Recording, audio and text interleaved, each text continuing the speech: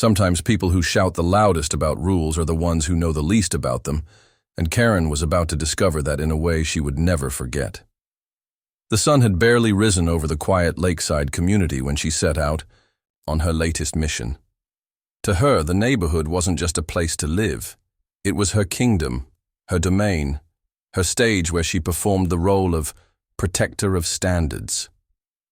The Homeowners Association had rules, and in her mind, those rules were sacred. She lived for them, quoted them like scripture, and wielded them like weapons against anyone who dared to be different. That Saturday morning was no different. She dressed in her HOA armor, a wide-brimmed sun visor that made her look like a tennis player who had retired 20 years ago, oversized sunglasses that covered half her face, and a floral blouse tucked neatly into khaki shorts. Clutched in her hand was her ever-present clipboard, filled with notes about violations, observations, and things that, in her opinion, threatened the integrity of the community. Her target today was Marcus.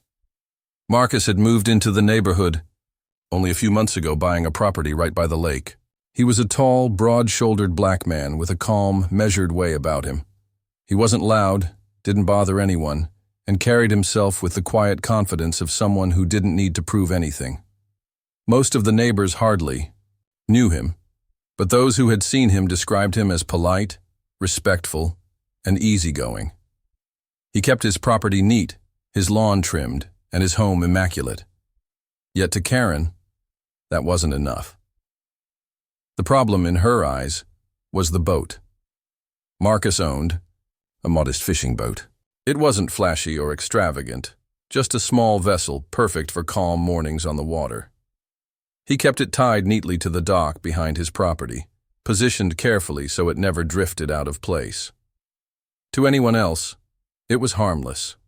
In fact, it blended into the lake's atmosphere beautifully, but to Karen, it was an eyesore. "This is how neighborhoods lose their value," she muttered to herself as she stomped down the gravel path that led toward Marcus's dock. First a boat, then someone will park an RV. Next thing you know, property values drop, and everyone blames the HOA for not keeping things in order. Not on my watch. She walked briskly, her visor bobbing with every step, her sandals crunching against the pebbles. Her face was set in determination, the kind of look she wore whenever she believed she was saving the neighborhood from collapse. Meanwhile, Marcus was sitting on a folding chair by the dock, working on his fishing line. The morning air was crisp, the lake water calm and glittering under the sun. He loved this time of day, when the world was still waking up, and the only sounds were the occasional bird song and the gentle ripple of the water. To him, the boat wasn't just transportation. It was part of his peace. It was how he connected with the lake, how he breathed after long weeks of work. He noticed Karen approaching, though he didn't react right away. He'd already seen her type around the neighborhood, the ones who watched everyone like hawks, ready to pounce on anything they didn't approve of. He'd ignored her stares from a distance before, but now, as she closed in with that smug little smile plastered across her face, he knew she wasn't coming down for a friendly chat. "Excuse me?" Karen barked, her voice cutting through the serene air like a car alarm in the middle of the night. Marcus looked up slowly, his hand still steady on the fishing line. "Morning," he said, his tone calm and even. Karen planted her hands on her hips, the clipboard tucked firmly under her arm. "I'm going to make this simple for you. You can't leave your boat tied up here. It's against the HOA's aesthetic guidelines. The lake is a shared community feature, not your personal storage unit. You'll need to move it immediately." For a moment, Marcus just stared at her, not in anger, not even in annoyance, but in quiet disbelief at her audacity. The boat wasn't bothering anyone. It was neatly tied, didn't obstruct the dock, and wasn't covered in rust or peeling paint. Yet here she was, trying to dictate where he could or couldn't keep it. "I don't think that's going to be a problem," Marcus replied evenly. His voice was calm, measured, like someone who had been here before and knew exactly how to handle people like her. Karen mistook his calm for compliance. She tilted her chin higher, her smile tightening like a vice. Good. I'm glad you understand. We can't have people thinking they can just clutter up the lake with whatever they please. The community has rules, and if everyone started bringing boats, kayaks, or jet skis, this place would be a circus. We expect it gone by next week. She spun on her heel, already congratulating herself for another successful enforcement of the rules. She muttered under her breath about standards and keeping the neighborhood decent, as if she had just saved the entire community from collapse. Marcus, however, watched her walk away, his lips curling into the faintest smile. He hadn't raised his voice, he hadn't argued. But inside, he was already shaking his head. What Karen didn't know, what almost no one in the neighborhood knew, was that Marcus wasn't just some man who had bought a house by the water. When he purchased the property, he had carefully reviewed every detail of the deed. It wasn't just the house and the land he had acquired. The purchase had included full ownership of the lake itself. Every square foot of water, every dock, every fishing right, legally belonged to him. The HOA had no control over it.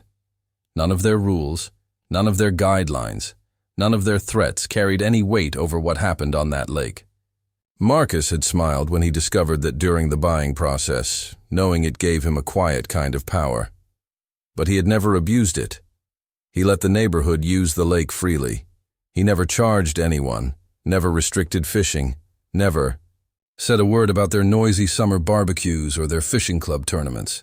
But now, after Karen had the nerve to march down to his dock and order him to move his boat, as if she owned him, that patience was wearing thin. Karen didn't realize that by picking this fight, she was lighting a fuse.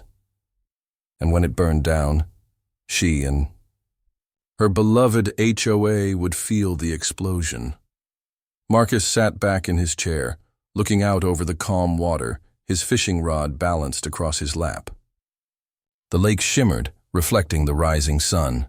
It was his lake, his sanctuary, and if Karen wanted to challenge him here, she was about to learn what it really meant to play by the rules, his rules. He chuckled softly to himself, shaking his head. He wasn't a man who sought out trouble, but when it came knocking, he had no problem handling it. Karen thought she had authority. She thought the HOA was untouchable. But soon, she was going to find out just how powerless her clipboard and her smug attitude really were. The fishing club the HOA loved so much, the one they paraded as the pride of the neighborhood, operated entirely on his property. The club held its tournaments on his docks, launched boats from his shore, and reeled in fish from his lake, all without asking him for permission.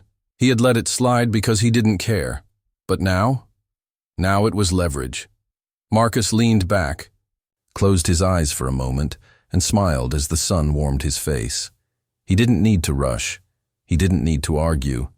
The truth was on his side, and the power was already his. Karen thought she had won a battle that morning. She strutted back, home feeling triumphant, certain she had put Marcus in his place. But in reality, she had just declared war, and she didn't even know it, because the lake didn't belong to the community. It didn't belong to the HOA. It didn't belong to Karen. It belonged to Marcus. The following Saturday morning, the calm waters of the lake reflected the clear blue sky, but tension was already brewing along the dock. Marcus sat in his folding chair, his fishing rod in hand, the small boat still tied securely to the dock. He wasn't nervous. He wasn't even annoyed. He was simply waiting for the inevitable second act of Karen's performance. And sure enough, down the gravel path came Karen again, her sun visor firmly in place, sunglasses glinting like armor, and her trusty clipboard tucked under her arm. But this time, she wasn't alone. She had backup. 3 HOA board members marched behind her, trying hard to look stern and authoritative. Each carried a clipboard of their own, like soldiers in Karen's little crusade. Their stiff posture gave them away, though. They weren't confident. They were trying to summon confidence, trying to believe in the authority Karen had convinced them they held. To Marcus, the sight was almost comical. 4 people in khaki shorts and polos, armed with clipboards, strutting toward him as if they were about to enforce the law. He could have laughed, but he didn't. Instead, he leaned back slightly in his chair and kept his eyes on the water, letting them approach first. "Mr. Johnson?" Karen began, in a voice that carried all the smugness she could muster. "We gave you a week. The boat is still here. This is your final warning before we fine you and escalate the matter to the board." The 3 men behind her nodded, their expressions grave, as though they were passing judgment in a courtroom. Marcus didn't move right away. He reeled in his fishing line slowly, set his rod across his lap, and finally stood. He stretched, his tall frame casting a shadow across the dock, and then looked down at the group. His calm smile never left his face. "Fine me?" he asked simply, his tone even. "For keeping my boat on my lake?" The words hung in the air, heavy but deliberate. Karen blinked behind her sunglasses, confused by the phrasing but unwilling to admit it. "Your lake?" she repeated with a scoff. "Don't be ridiculous. This is a community lake. We manage it, not you. You don't just get to do whatever you want with community property." Marcus tilted his head, the faintest trace of amusement glinting in his eyes. He had given them a chance to walk away with some dignity, but since they insisted on pushing, it was time to end the charade. He turned and reached for a weatherproof folder he had placed on the small table by his chair. Inside was a single document, neatly sealed and ready.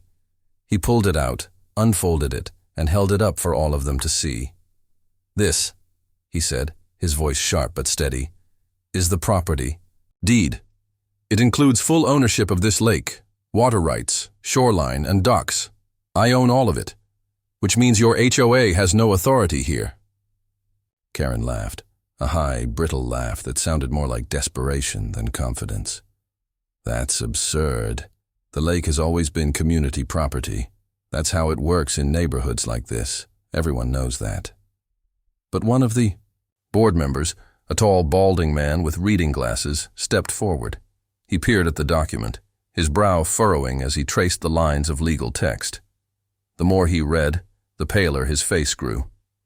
His lips moved silently as he checked the name against the property map, and finally he looked up, swallowing hard. "Karen," he said, his voice hesitant. He's right. His name is on the deed. The lake isn't listed as common property. It's not in the HOA charter. It belongs to him." The other 2 board members leaned in, quickly skimming the document, and their expressions mirrored his. Nervousness, shock, a creeping realization that they were standing on ground they had no authority to claim. Karen, however, refused to accept it. "No, that can't be right. There must be some mistake. The realtor told us—" Marcus cut her off, his voice like steel now. "There's no mistake. I bought this land fair and square, and the lake came with it. The realtor didn't lie." "To me. Maybe they lied to you. Or maybe you just never bothered to check because you assumed everything belonged to the HOA. Karen's jaw tightened. She adjusted her visor as though shielding herself from the truth. "Well, even if that's the case, it's still a community amenity. We've been using it for years. You can't just stop that now. It wouldn't be fair." Marcus stepped closer, his tall frame looming over the group. "Fair?" he asked, his tone calm but edged with power. "Fair would have been you minding your own business and leaving me alone. I never stopped anyone from using this lake. I let your fishing club hold tournaments here. I let your kids swim here. I let your barbecues and noisy summer parties go on without complaint. I could have charged for access. I could have banned you all from the start. But I didn't. I let it slide because I wanted to be a good neighbor." His voice hardened, each word landing like a hammer. "But now, after you tried to come here and tell me what I can and can't do on my own property, after you tried to fine me for using something I own, You crossed the line. So here's what's going to happen. By the end of the week, I'll have new signs posted. Private property, no trespassing. Your fishing club is officially evicted. Consider your access revoked. The silence that followed was deafening. The board members shifted uncomfortably, staring at the ground, their clipboards suddenly useless in their hands. They realized, perhaps for the first time, that Karen had led them into a battle they couldn't win. Karen's face turned crimson beneath her visor. "You can't do that!" She shrieked, her voice cracking. "Oh, but I can," Marcus said, his tone calm and deliberate. "And I will." The men behind her shuffled nervously, clearly torn between siding with Karen and acknowledging reality. One of them finally spoke, his voice low. "Karen, maybe we should back off. If he owns the lake—" Karen whirled on him, her voice sharp. "Don't you dare side with him! We are the HOA! We have authority here!" But her words rang hollow. Even she could feel it. Authority only worked if people believed in it.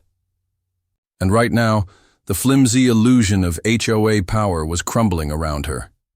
Marcus folded the deed neatly, placed it back in the folder, and returned it to his table. He turned back to the group, his expression calm but final. "This is over. You can go back and tell your little committee that their playground is closed. No more tournaments, no more fishing, no more pretending you own what doesn't belong to you." Karen opened her mouth to protest again, but Marcus raised a hand. The gesture silenced her instantly.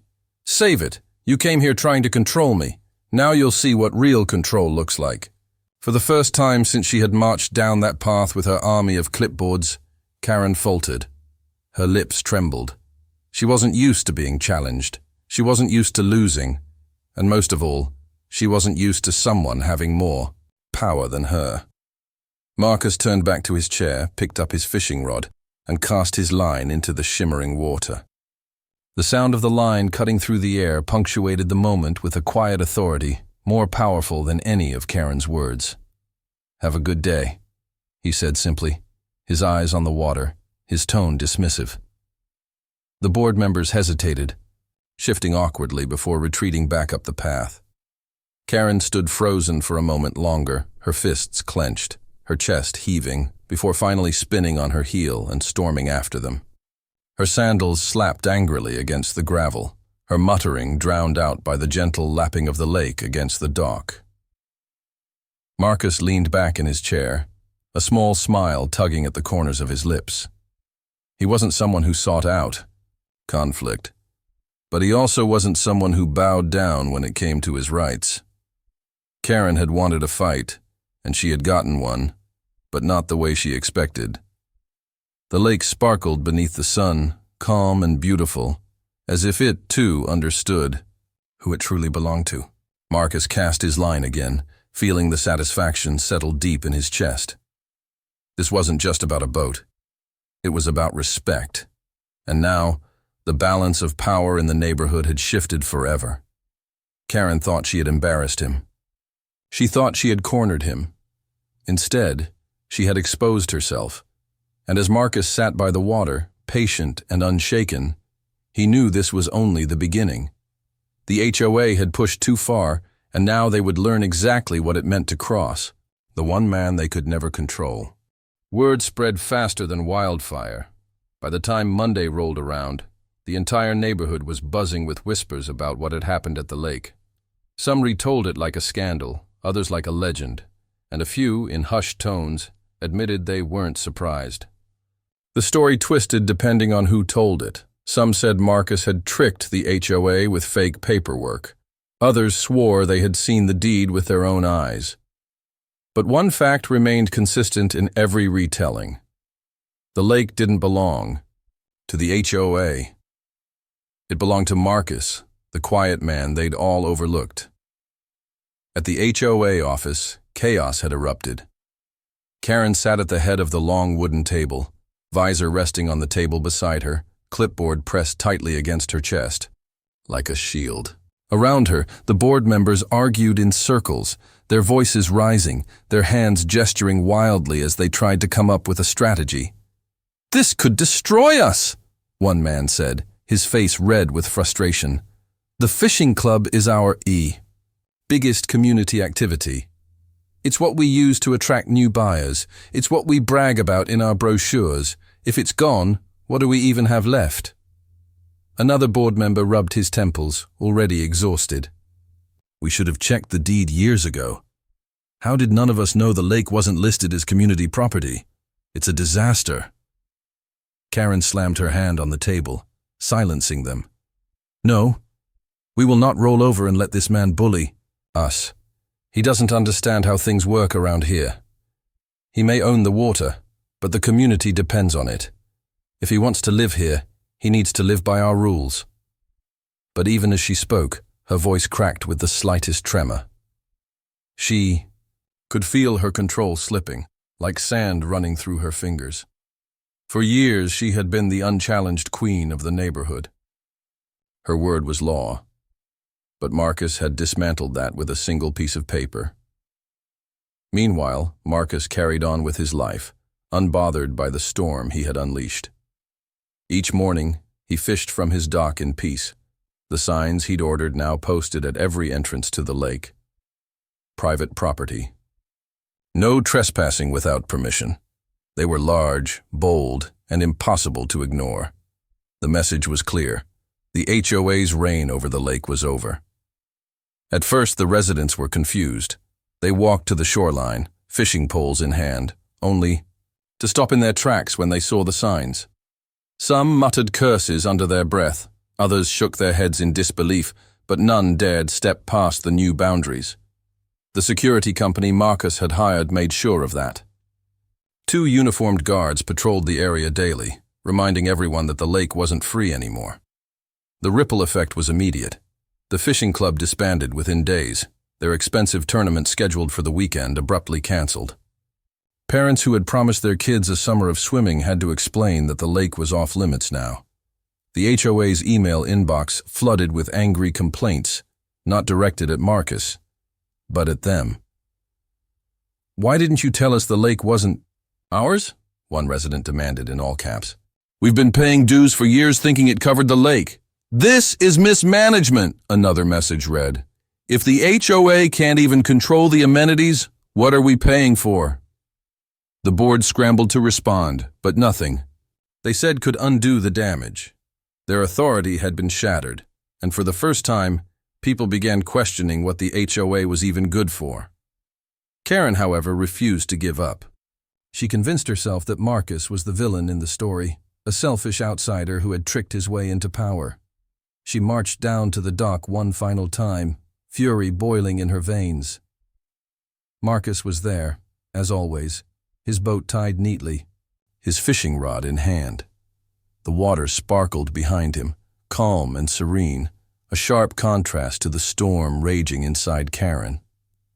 "You're tearing this community apart," she shouted, stomping across the dock with the determination of someone who still thought she could win.